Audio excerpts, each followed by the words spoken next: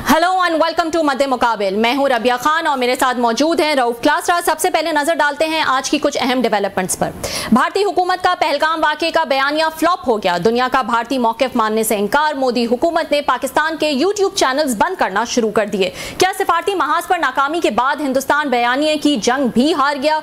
हम जानेंगे आज सीनियर तजियाकार नुसरत जावेद साहब से। इसके अलावा भारतीय वजीर खारजा यूरोपीय यूनियन पर बरस पड़े। यूरोप को पहलगाम वाक़े पर वाज ना करने का मशवरा दे दिया। धीमे मिजाज के मालिक जयशंकर सिफारती महाज पर नाकामी के बाद शदीद गुस्से में आखिर क्यों नजर आए, इस पर भी बात करेंगे। और भारत की पाकिस्तान को माशी नुकसान देने के लिए IMF और FATF को इस्तेमाल करने की कोशिश। भारत का IMF को खत। क्या पहलगाम वाक़े के बाद खारजी पॉलिसी में नाकामी के बाद इंडिया फाइनेंशियल इदारों को पाकिस्तान के खिलाफ इस्तेमाल कर पाएगा, इस पर भी तफसीलन गुफ्तगू करेंगे। लेकिन सबसे पहले हम बात कर लेते हैं सीनियर सहाफ़ी और तजियाकार नुसरत जावेद साहब हमारे साथ मौजूद हैं। अस्सलाम वालेकुम नुसरत साहब, बहुत बहुत शुक्रिया शो में ज्वाइन करने के लिए। नुसरत साहब बताएगा, इंडिया ने कोशिश तो बहुत की कि पाकिस्तान को जो है वो हर तरह से आइसोलेट किया जाए, लेकिन ऐसा लगता है ना सफारती सतह पर ना ही बयानिए की जहां तक बात है उसमें जो है वो उस तरह से इंडिया कामयाब हो सका है जिस तरह से वो सोच रहा था। और अब हमने देखा है कि एक नया सिलसिला शुरू किया है इन्होंने यूट्यूब चैनल्स को बैन करने का। ना सिर्फ यूट्यूब चैनल्स, एक्स अकाउंट्स भी बैन किए गए हैं, इंस्टा अकाउंट्स भी बैन किए गए हैं। ना सिर्फ न्यूज़ और सहाफ़ियों के बल्कि सेलिब्रिटीज, एक्टर्स के भी जो है वो ये अकाउंट्स बैन किए गए हैं। आपका भी गालबन यूट्यूब बैन हुआ है, प्लीज कुछ तफसीलात बताएगा। अरे भाई, बात ये है कि हमारा यानी मेरा ज़ाती तौर पर जो है यूट्यूब चैनल बंद होना जो है वो जो है तो खैरों में शामिल है। और वो गालिब का शेर है ना, हम कहाँ के दाना थे और किस सुंदर में यकता थे। तो बात ये है कि जो बात समझने की है वो ये कि भारत को बहुत बड़ी तहजीब का लंबरदार समझते हैं और ये समझते हैं।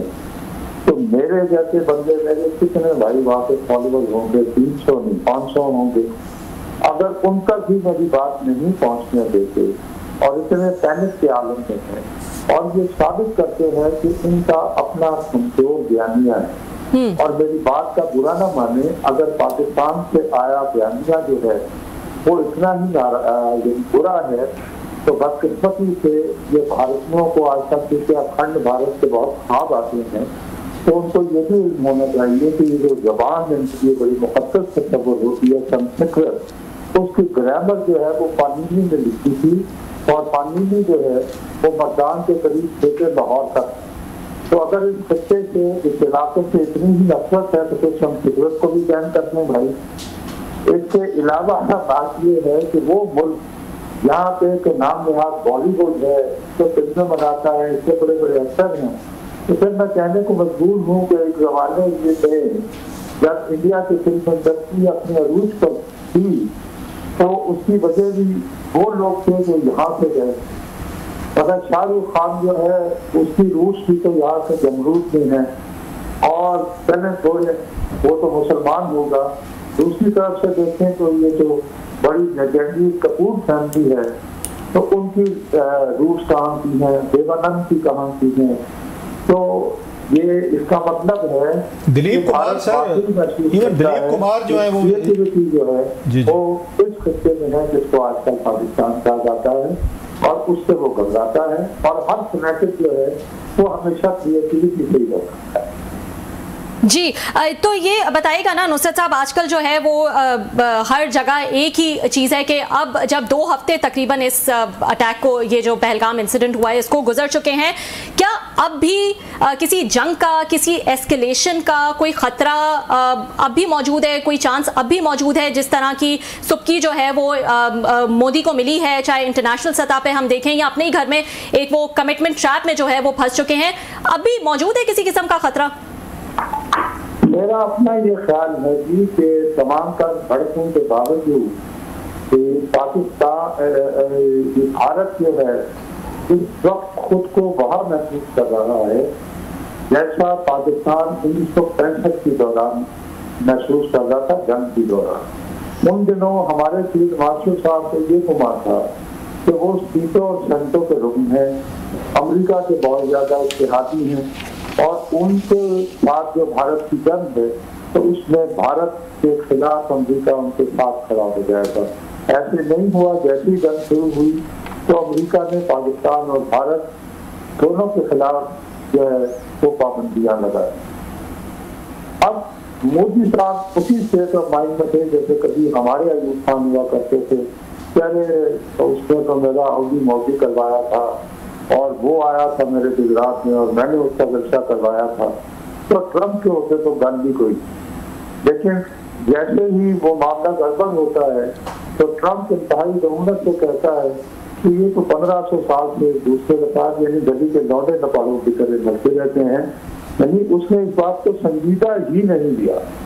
और उसके बाद उनकी तरफ से जो ऑफिशियल फैसले आए हैं, अब वो मार्को रूबियो की तरफ से हो जो उनका वज़ीर ख़ारिजा है, या उनका वाइस प्रेसिडेंट जो कि वहाँ मौजूद था, जिसके लिए कहानी ये बनाई गई कि जैसे क्लिंटन के वहाँ मार्च 2000 के दौरे से कबल एक दहशतगर्दी की वारदात की गई थी, उसी तरह ये भी वहाँ का जो दौरा है जिसकी ईडी के हिसाब से जो नवीजन की है ये तबादला करवाया गया है। उसमें खुद जो है ये बयान दिया है कि इंडिया और पाकिस्तान को मिलकर इसको रिजॉल्व करना चाहिए। तो जब वो इसको पुश कर रहे हैं तो मेरा नहीं ख्याल से जब तक अमेरिका से ग्रीन सिग्नल नहीं मिलेगा मोदी साहब जो है तो अपनी भड़कों को कोई अमली शक्ल दे पाए। तो ये समझा जा सकता है आपने, क्योंकि अमेरिका का जिक्र किया, अमेरिका उनका स्ट्रेटेजिक पार्टनर है, वो इस तरह से खुलकर इंडिया के साथ सामने नहीं आया जिस तरह शायद इंडिया एक्सपेक्ट कर रहा था, लेकिन हमारे स्ट्रेटेजिक पार्टनर ने चाइना ने फुल साथ दिया है कि वो पाकिस्तान के साथ खड़े हैं। तो एक तरह से इस मामले में हम एक स्ट्रॉन्ग पोजिशन है। जी यकीनन, कम अज कम हमारे लिए तो चीन ने जिस तरह की पोजिशन दी है उसमें तो कोई एम्बिग्विटी नहीं है, और लेकिन उसके मुकाबले में अमेरिका जो है वो भी एम्बिग्वस तो नहीं है, लेकिन वो बहुत शिद्दत से समझ पे जोर दिए चले जा रहा है कि भारत बजाय पाकिस्तान तक चल पहुंचने के हमारे साथ जो है मामला को तय करे। और बड़ी आसान सी बात है, नेशनल बात है वैसे कि भारत जो है ये सबूत फराहम करे, निशानदही करे, कुछ ना कुछ हिंट्स दे, तो अगर उनके पास इस तरह के क्लूज मौजूद हैं तो भाई उनके वहाँ दहशतगर्दी करने वालों की यहाँ पर अगर कुछ यानी के रूट्स मौजूद थी तो उधर जाया जा सकता है, और कोई भी बैनुल कमीशन को इस सिलसिले में मदद भी दी जा सकती है मुझे रूट में सुराग लगाने के लिए। नुसरत साहब बहुत शुक्रिया आपने ज्वाइन किया सर। ये वैसे फॉर चेंज मेरा ख्याल है पाकिस्तानियों के लिए भी बहुत बड़ी थोड़ा सा प्लेजेंट सरप्राइज है कि 9/11 के बाद देखें या कारगिल से हम अगर देखें तो कभी भी पाकिस्तान को इस तरह की इंटरनेशनल उनके मौक़िफ़ की सपोर्ट नहीं मिली। वो कारगिल पे मसला हो, जैसे अभी आपने कहा कि 65 हो, इवन 71 हमने देखा, तो मतलब पाकिस्तान को हमेशा एक यूजुअल सस्पेक्ट के तौर पर दुनिया देखती थी, हाँ इन्होंने कुछ गलत किया ही होगा, इंडिया ठीक ही कह रहा होगा। फॉर ए चेंज हम ये पहली दफ़ा देख रहे हैं कि इंडियन की वो डिप्लोमेसी थी या नैरेटिव था या जो भी बात थी वो दुनिया ने बाई नहीं की। क्या वजह समझते हैं इसका? हालांकि इट्स ए ह्यूज मार्केट और पूरी दुनिया को उससे इंटरेस्ट है। हम तो समझते थे इंडिया जो कह देगा दुनिया कहेगी हाँ ठीक कह रहे हैं, पाकिस्तान गलत कह रहे हैं, क्योंकि हमारे साथ हमेशा होता है। ये क्या ऐसा मतलब समथिंग इज गॉन, मैं रॉन्ग कहूँगा ऑन इंडियन साइड, या हमारे लिए कोई अच्छी चीज़ें हुई हैं? ये असल में उसकी वजह यह रहा आई कि इंडिया ने अपनी स्टोरी देखने के लिए टू मच फॉर ग्रेटेड अपनी मार्केट पर ठीक है हमने बजा देना जो है वो अपनी वजह ठीक है, लेकिन अगर आप इंडिया का पर कैपिटा इनकम देखें तो फिर आप बताइए ना कि जो आला ब्रांड की चीजें हैं वो कितनी वहाँ बिक सकती हैं। खाली आबादी ही आपको बहुत बड़ी मार्केट नहीं बनाती है, आपकी परचेजिंग पावर बनाती है। बस इसे जानना था वो देखो और डिस्कशन का रुख जो है तो एक और जानना बढ़ जाएगा।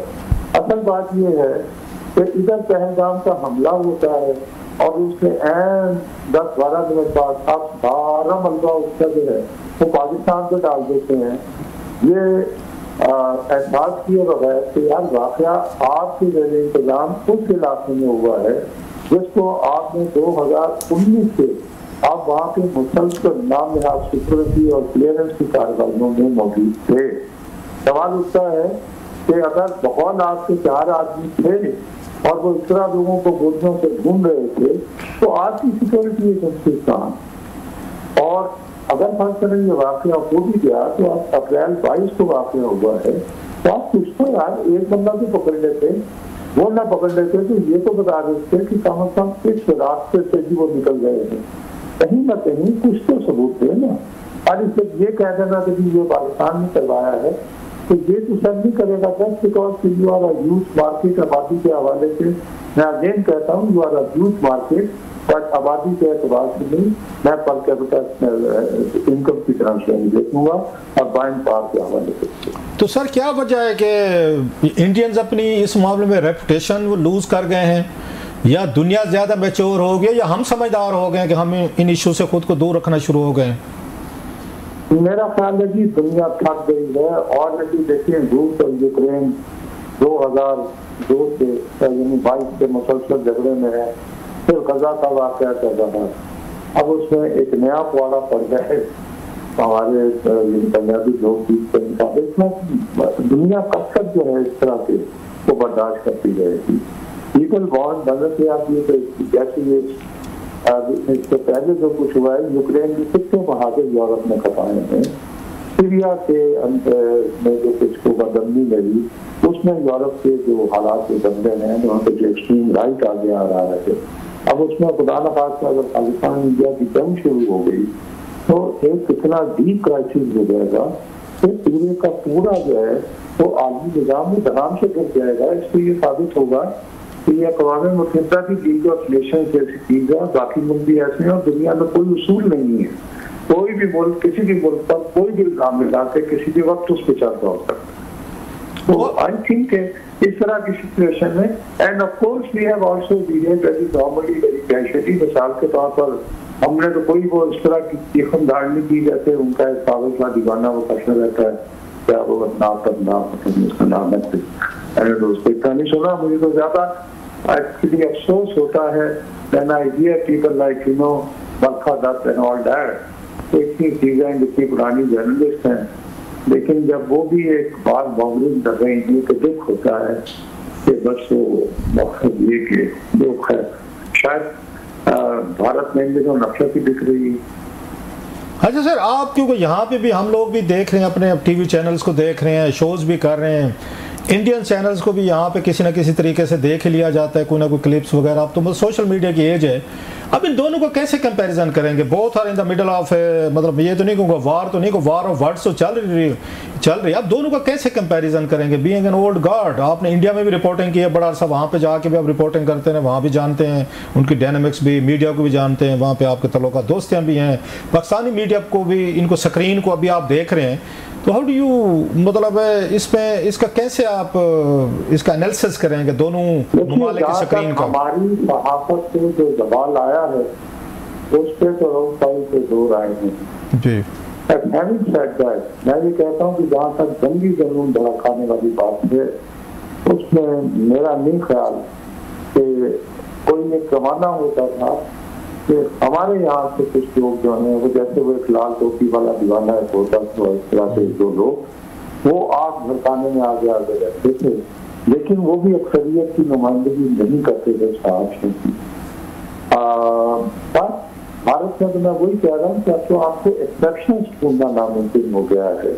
मेन स्ट्रीम मीडिया की बात छोड़े, यूट्यूब मजा बरसात तो यूट्यूब करती है ना मौजू के नाम से, और वो लाइन ऑफ कंट्रोल के मोहतरमा पहुंची हुई है और वहाँ पे सरकार रही है। आप तो उन्होंने पाकिस्तान का पानी निकल बंद कर दिया था, कल पहुंची हुई थी उड़ी वगैरह, तो मैं तो वैसे पानी वाली पी के आया हूँ, लेकिन बाहर तो आप समझते हैं कि समझ नहीं आती कि इतना कुछ देखने के बाद आप जब इतना तजुर्बा हासिल कर लेते हैं तो आप ये क्यों नहीं समझ पा रहे हैं तो अगर वाकई इंडिया और पाकिस्तान के दरमियान जंग हो गई तो ये बात तो एक तयशुदा है। अगर वहां से एक मिसाइल आया तो यहाँ से दो जाएंगे।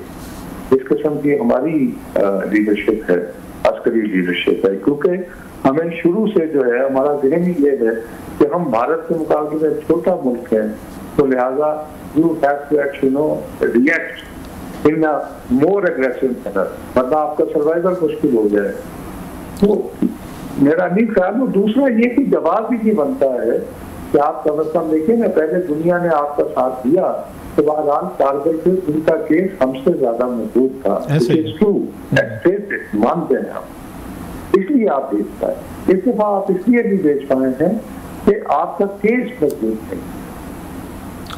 तो आप समझते हैं कि बरखत दस्त साहिबा जैसे समझदार सेनर वॉइसेस जो पाकिस्तान में भी जिनको सुनना और समझा जाता है, तो वो भी क्योंकि अब यूट्यूब करती हैं, मेन मेरा ख्याल है वो उस पर नेशनल मीडिया पे नहीं है, तो वो भी क्लिक और व्यूज़ के उसमें फंस गई हैं। जैसे पाकिस्तान में भी आपको पता है एक पॉपुलर बयाना किसी पॉलिटिकल पार्टी का लेना पड़ता है, लीडर का लेना पड़ता है, फिर ही आपको व्यूज़ मिलते हैं। सो अल्टीमेटली वो सैनिटी विजडम जो है वो उसके व्यूज़ और उन क्लिक्स के आगे वो शिकस्त खाती है। I think Rauf in that particular case, शायद गालिब एक वजह भी ये है कि मोदी गवर्नमेंट ने उसको यानी पुश आउट किया था from the main stream media, और ये जो इनके भगत रहे हैं बीजेपी के, वो इसको बहुत ज्यादा जो है वो ट्रोलिंग भी करते रहे हैं बरखा को। Now she is proving to be अपनी दानिश में perhaps more patriotic than all the BJP put together. ये गालिबन वो स्टेज में है कि भाई जब वक्त शहादत आया तो मैं सबसे आगे हूँ, शायद इस तरह कह के तो वो मोदी के जो उसने जो बुरे दिन गुजारे हैं मोदी हुकूमत के दौरान, तो बताना चाहती है आखिर में तो मैं थी जो उसके वतन की मोहब्बत में। अच्छा सर, यानी मेरा अपना ये ख्याल है इन हद तक। अच्छा सर, जी सर, हम देखते हैं कि जयशंकर साहब जो हैं Indian foreign minister, comparatively cool personality के मालिक हैं। ठीक है, वो एक मतलब है उनका मुश्किल जवाब है पाकिस्तान के हवाले से, दुनिया के हवाले से, लेकिन अदरवाइज हमने देखा है कि वो अपने आप को बड़ा कंपोज रखते हैं। मैं उनको देख रहा था आपकी अदालत प्रोग्राम में बड़े उनसे मुश्किल सवालात किए गए, जी पाकिस्तान का नक्शा कब बदल रहे हैं, पाकिस्तान पे POK को जो वो कहते हैं उसको कब आप उसको कैप्चर कर रहे हैं, तो भी उन्होंने बड़ा रीजनेबल तरीके से उन सवालात को डक किया और डाइवर्ट किया, जिससे उनकी मैच्योरिटी और समझदारी भी नज़र आती है कि ये फोरम नहीं है जहाँ पर मैं बैठ के ऐसी बातें करूँ। तो लेकिन हैविंग सेड ऑल दिस, वो कल परसों ही इवन वो कहते हैं लॉस्ट इज ये टेम्पर, और उन्होंने उनको कहा है ना यूरोपियंस को कि डोंट लेक्चर अस। आप जो खुद कहते हैं उस पर प्रीच तो करते नहीं। उनका इशारा शायद ये इराक अफगानिस्तान की तरफ था कि वहाँ से आपको थ्रेट है, हमले हुए, तो आपने तो उन पर डायरेक्ट अटैक किए और अब हमें कह रहे हैं जब हमले ना करें, ऐसे उन्होंने रशियंस को भी शायद कहा है। तो वो मतलब क्या पूरे यूरोप को इस तरह की शटअप कॉल देना, अमेरिकन को, ये रशियंस को, पूरी दुनिया को वो डैम केयर, ये थोड़ा सा एंगर है, फ्रस्ट्रेशन है, या अपना नैरेटिव ना सेल करने का गुस्सा है? नहीं, प्राइमरीली ये तो है, तो वजह तो वही यानी फ्रस्ट्रेशन है कि वो अपना बयानिया अब बेच नहीं पाए हैं। लेकिन मैं दोबारा अर्ज कर रहा हूँ कि अगर आपका बयानिया एक फिल्म भी डब्बा बनी हुई है तो उसको जबरदस्ती तो नहीं कामयाब करवाया जा सकता ना, एक बात है। दूसरी बात ये है कि वो उनका तमाम तर गुस्सा भी जो है वो अभी भी क्लियरली इंडिकेट करता है कि ये अमेरिका की शक्ति अभी भी अपने सर पर रखना चाहते हैं। जैसे अगर आप याद करें तो J.D. वैंस ने अपने द्वारा यूरोप के दरमियान यूरोप के बारे में वैसी ही रऊनत अख्तियार की थी जो अब ये जयशंकर यूज कर रहा है। लेकिन J.D. वैंस जो है he can perhaps do it and get away with it, but Jaishankar साहब जो है वो यूरोप को लेक्चर नहीं दे सकते, क्योंकि बदकिस्मती से जिस वो आजकल की जदीद एयरफोर्स की टेक्नोलॉजी पर वो इतरा रहे हैं वो है राफेल तैयारे फ्रांस के, और वो तैयारे जो है वो बदकिस्मती से अफ्रीका के किसी मुल्क से नहीं, अमेरिका से नहीं, बल्कि यूरोप ही के एक बड़े नुमाइंदा मुल्क फ्रांस से आए। इससे ज्यादा आपने क्या?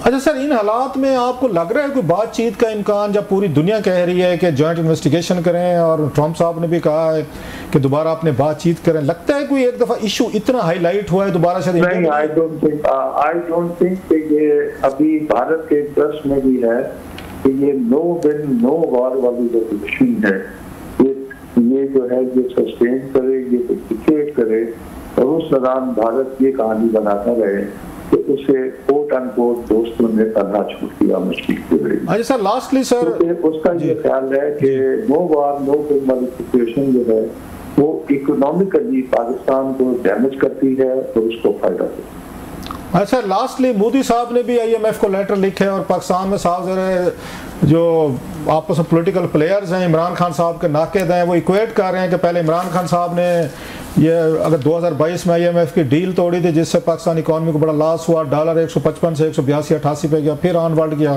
फिर वो कहते हैं खान साहब को उसमें शौकत तरीन साहब हैं, वो ये टेलीफोन कर रहे थे अपने अपने फाइनेंस मिनिस्टर को पंजाब और KPK में जी डील ना हो, ख़त लिखे गए थे। और फिर अभी रिसेंटली खान साहब ने डायरेक्ट एक जेल से ख़त लिखा उनको IMF को। अब वो कहते हैं मोदी साहब ने भी ख़त लिखा है। सो उनके जो क्रिटिक्स हैं like PML Nawaz and others, तो वो कह रहे हैं मोदी साहब और खान साहब एटलीस्ट IMF के मसले पे they are on the same page. आपको कैसे लगता है सर? बहरहाल देखिए जी, अल्लाम दराशी में तो अपना वक्त ज़ाया नहीं करना चाहूँगा, लेकिन सबसे बड़ी बात यह है कि IMF जो है, ये बात ना इमरान खान और उनकी जमात के लोगों को समझ आई है, ना भारत को आ रही है। In the end IMF is a bank, और बैंक जो है अगर वो हमें ये रकूम नहीं देगा और खुदा न खास्ता पाकिस्तान दिवालिया हो जाए तो हम किसका दिया हुआ कर्जा डूबेगा?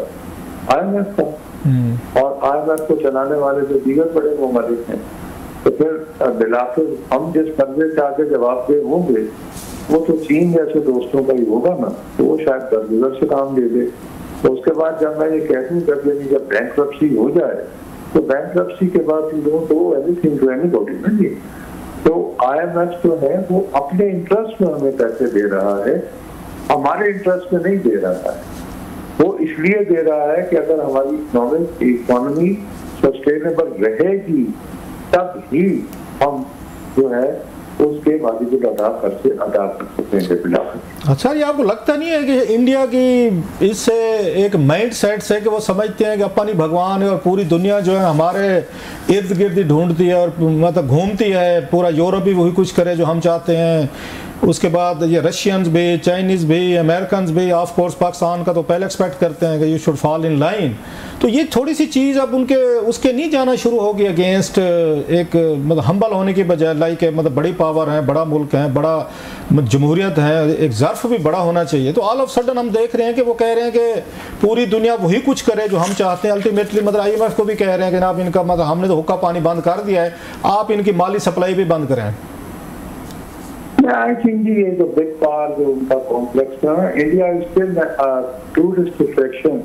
आप ये देखिए इतना जोर डर रहा है, एप्पल जो है वो इंतहाई संजीदगी से मूव करना चाह रहा था अपने फोन की प्रोडक्शन टू इंडिया जी, बट स्टिल उसकी तमाम तर नेकनियती के बावजूद, जल्दी दिखाने के बावजूद, अमेरिका के पूरे ताकत के बावजूद अभी भी सिर्फ 20% जो है वो एप्पल की अपने तैयार दिखाए हैं, क्योंकि उनके पास वो बाकी लवाजमात ही मुयसर नहीं है। अब मैं कभी कहीं पढ़ सकता हूँ इंडिया जो है ये 30% और भी तैयार करने के लिए 60 to 70% जो छोटे कंपोनेंट्स हैं वो चीन से इम्पोर्ट करना पड़ रहा है। तो ये भी रियलिटीज को ध्यान में रखना पड़ेगा ना जी। बाकी ठीक है, इट्स नाइस टू सी मैं सारी बारी और ताजमहल का विजिट कर देना और जयपुर का कर देना, but it's make exotic visit, but exotic visit doesn't make and आबादी doesn't make you at times your आबादी becomes a burden as well. I think perhaps India को वेकअप कॉल मिल रही है, उसका लक्ष्य है वो कॉल दिख रहा है। जी बहुत शुक्रिया sir, thank you very much. Thank you Nasar साहब फॉर ज्वाइनिंग अस। नाजरीन एक ब्रेक ले लेते हैं, ब्रेक के बाद कुछ मजीद टॉपिक्स डिस्कस करेंगे। वेलकम बैक नाजरीन। पहलगाम के अनफॉर्चुनेट इंसिडेंट को जो है वो तकरीबन 2 हफ्ते गुजर चुके हैं। हम देख रहे हैं कि सिफारती सतह पर पाकिस्तान और इंडिया दोनों की तरफ से जो है वो कोशिशें जारी हैं, अपना अपना मौक़िफ़ जो है वो वहाँ पे डिस्कस किया जा रहा है। इस वक्त क्लासरा साहब, हुकूमती सतह पे भी एक ब्रीफिंग जो है वो दी गई है तमाम पार्टीज़ को, लेकिन PTI उसका हिस्सा नहीं बनी है और PTI ने कहा है कि APC बुलाई जाती तो हम उसका हिस्सा बनते, APC बुलानी चाहिए थी। APC भी बुलाई थी, अगर मुझे याद पड़ता है पिछले दिनों शायद अफगानिस्तान के मसले पे या अफगान रेफ्यूजीज़ के मसले पे, वहाँ भी शायद मेरा ख्याल है वो नहीं गए थे, और वही शर्त थी, आपको याद आ जाएगा कि इमरान खान साहब को बुलाएंगे तो वो फिर आएंगे। जब आर्मी चीफ और DGISI और DGMO वगैरह ने ब्रीफिंग दी थी यहाँ पे, मेरा ख्याल पार्लियामेंट में आए थे वो, आई थिंक ये जाफर एक्सप्रेस के बाद, जाफर एक्सप्रेस के बाद हुई थी, तो उस वक्त भी वो नहीं गए थे, अब भी नहीं गए थे। चले जाफर एक्सप्रेस वाली समझ में आती है कि वहाँ पे अवॉइड करना, ना जाना, या खान साहब का जाना ज़रूरी था। अब की दफ़ा ना जाना, फिर कहेंगे जनाब के PTA के दोस्त हमारे, जनाब के खान जो कहता है करता है वो ठीक करता है, आप अंधाधुंध उनकी हिमायत करेंगे तो आप अच्छे लोग हैं, नहीं करेंगे तो फिर आप नहीं हैं। अब ये मसला ये सिर्फ जाफर एक्सप्रेस तक नहीं था, ये मुल्क जो है इसकी इस वक्त मतलब it's facing a war like situation. अब इसमें आपके गिले शिकवे होंगे, जायज़ होंगे, जेन्युइन होंगे, मान लिया। आपका अब ना जाना इस ब्रीफिंग में आपके मज़ीद आपके लिए प्रॉब्लम पैदा करेगा, और आपके मुखालफिन जो हैं वो चाहे एस्टेब्लिशमेंट है, चाहे हुकूमत है, शहबाज शरीफ साहब हैं, मरियम साहब हैं, जरदारी साहब, सारे खुश होंगे। आपके ना जाने से किसी को कोई मायूसी नहीं होगी, ये ज़हन में रखिएगा। Rather they might be thumping. जैसे बेनज़ीर भुट्टो साहब का एक वाक़या सुनाऊँ मैं, बात चीज़ें ना वो कहते हैं कि जो मतलब वो हाथ वाली गांठें होती हैं ना, बाज़ आपको ना मुँह से खोलनी पड़ती है अगर टाइम पे ना खोली जाए। जब यहाँ पे MRD बनी थी जनरल ज़िया के दौर में, तो उस वक्त जनरल ज़िया जो है उन्होंने ऐलान करा दिया था कि गैर जमाती इलेक्शन करवाऊंगा मैं 85 के 1985 के।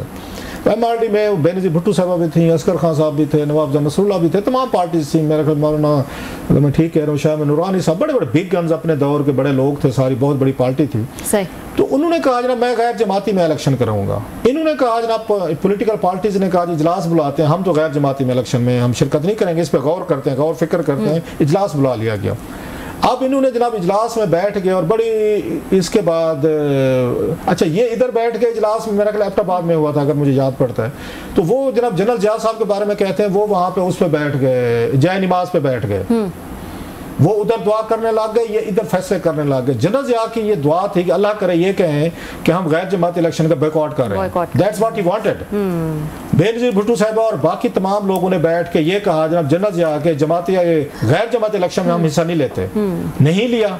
इतनी बड़ी मेन स्ट्रीम पॉलिटिकल पार्टीज उठ गई थी, और उस वक्त जनरल ज़िया ने कहते सीधा उसने शुक्राना अदा किया कि जनाब बिल्कुल अच्छा फैसला आपने किया कि तमाम major political parties, Benazir Bhutto साहब, पीपल्स पार्टी, बड़ी पार्टी थी जिनके चांसेस थे वो डोमिनेट करते और मुमकिन है कि वो इलेक्शन जीत जाते और उनका प्राइम मिनिस्टर होता। कैसे लगता है कि बेनज़ीर भुट्टो साहब या एनीवन फ्रॉम पीपल्स पार्टी वो 85 के इलेक्शन में इलेक्शन जीत के कि आपके वालिद को डेथ हुई है, लोग उनकी हैंगिंग हुई है, लोगों की आपके साथ सिंपथीज है, आपके साथ एक सिंपथी वोट खड़ा हुआ है, उसको कैसे करवाएं? आप कल को वजीर आजम बन के बैठेंगे, जनरल ज़िया सदर बन के बैठो, आप कितना बड़ा टफ टाइम दे सकते हैं, कितनी बड़ी विंडिकेशन होती। लेकिन वही कहते हैं ना कि जब आपको गलत फैसले करने होते हैं आप करते हैं, और गलत फैसला किया बेनज़ीर भुट्टो साहब, नतीजा क्या निकला? 1985 की असेंबली में जो कौंसिल लेवल के लोग थे वो इलेक्शन जीत के आ गए, जिन्होंने सड़कें ये गली मोहल्ले में पड़ गए। आपकी पूरी की पूरी पॉलिटिकल एलीट उड़ गई, पीपल्स पार्टी उड़ गई। बाद में 88 में जाकर इलेक्शन जीता, वो भी इनकी मेरे 90-98 कितनी सीटें थी। बेनज़ीर भुट्टो ने बाद में कहा कि मेरा सबसे बड़ा ब्लंडर था कि हमने उन इलेक्शन में हिस्सा नहीं लिया था, और पूरी पार्टी कितनी तकलीफ से गुजरे, उनके वर्कर गुजरे, उनके अपने लोग गुजरे, कैद में थे। और बेनज़ीर भुट्टो जब वापस आई, कंप्रोमाइज लेके हुकूमत लेकर आई, उस वक्त बड़ी तनकीद हुई थी कि आपने जनाब इन फौजियों के साथ मिलके आपने इनसे पावर ले ली है। जनरल असलम बेग थे उस वक्त, मेरा हमीद गुल साहब थे, और भी इस तरह के बहुत सारे लोग थे कि आपको नहीं लेनी चाहिए थी, जो उनको शरायत रखी थी।